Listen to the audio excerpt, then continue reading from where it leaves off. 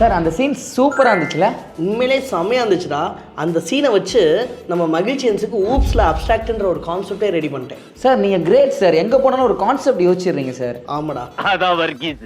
இப்போ உதாரணத்துக்கு ஒரு சன் இருக்குது அப்படின்னா சன் வந்து உலகத்தில் உள்ள எல்லா நாட்டுக்கும் ஒரே சன் தான் இருக்குது. Yes sir. அந்த மாதிரி ஒரே மாதிரி வேலை செய்யக்கூடிய எல்லா ஜாவா கிளாஸுக்கும் ஒரே மாதிரி மெத்தட் நேமில் இருக்கணும்னு நினச்சோம்னா அப்போ நம்ம போகக்கூடிய விஷயம் தான் அப்ட்ராக்ட் மெத்தட் தான்.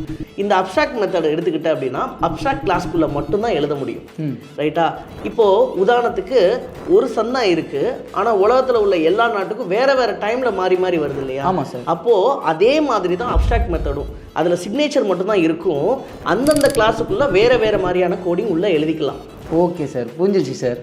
இந்த மாதிரி ஈஸியாக கற்றுக்கிறதுக்காக தான் மகிழ்ச்சிக்கு வாங்க, மகிழ்ச்சியை படிச்சுட்டு போங்க.